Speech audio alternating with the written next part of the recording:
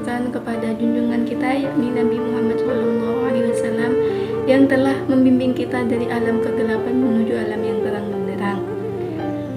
Yang saya hormati pengasuh Pondok Pesantren Zainul Hasan Genggong, yakni Kiai Haji Mutawakkil Allah SHMM, dan yang saya hormati Rektor Universitas Islam Zainul Hasan Genggong, yakni Profesor Dr. Abdul Aziz Wahab BAMAG, dan yang saya hormati dosen mata kuliah Retorika Dakwah, yakni Dr. Edi Kurniawan Farid MPDI.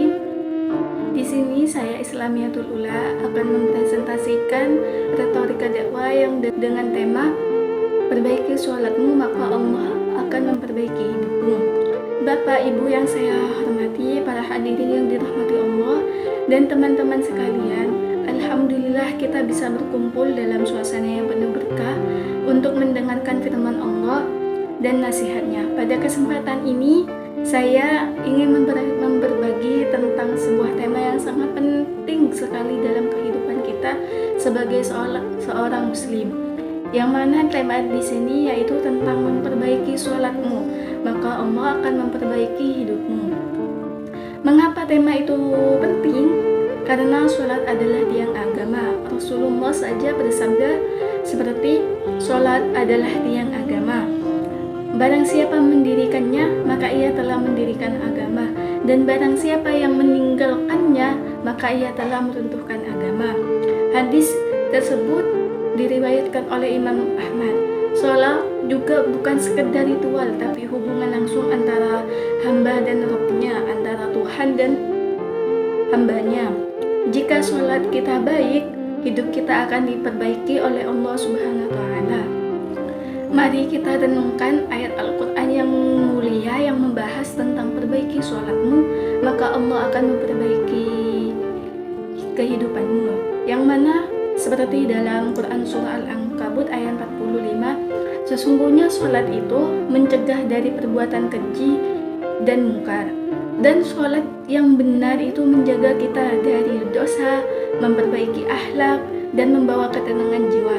Tapi bagaimana jika sholat kita tidak baik? Allah SWT juga berfirman dalam Quran Surah Al-Ma'un ayat 4-5. Maka celakalah orang-orang yang sholat, yaitu orang-orang yang lalai dalam mengerjakan sholatnya. Lalai dalam sholat berarti lalai juga dalam kehidupannya. Seperti sekarang apa yang dimaksud dengan memperbaiki sholat, yaitu pertama, sholat harus dilakukan tepat waktu. Semisal masuknya waktu seperti baru adzan langsung sholat, itu termasuk sudah awal mengerjakan sholat tepat waktu. Rasulullah saja bersabda, sholat yang paling utama adalah yang dilakukan tepat waktu pada waktunya. Hadis riwayat Bukhari. Jangan tunda-tunda untuk mengerjakan sholat, seperti khusyuk dalam sholat.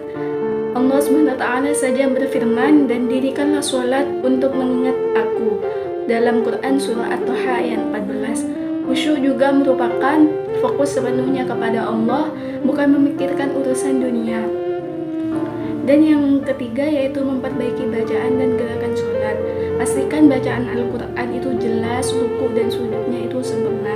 Rasulullah SAW mengerjakan sholat seseorang tidak sempurna kecuali tidak bersuci dan ruku serta sujudnya yang sempurna. Hadis tersebut diriwayatkan oleh Abu Dawud. Dan yang keempat yaitu sholat berjamaah. Allah sendiri sudah berfirman, dan dirikanlah sholat dan tunaikanlah zakat dan rukuklah bersama orang-orang yang rukuk. Quran Surah Al-Baqarah ayat 43. Sholat berjamaah di masjid membawa pahala berlipat.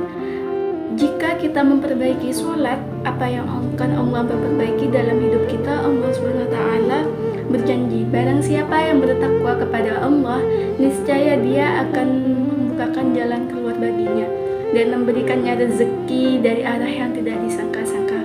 Quran Surah At-Tolak 22-3. Sholat yang baik itu juga membawa takwa, dan takwa juga itu membawa rezeki, kesehatan, dan kebahagiaan.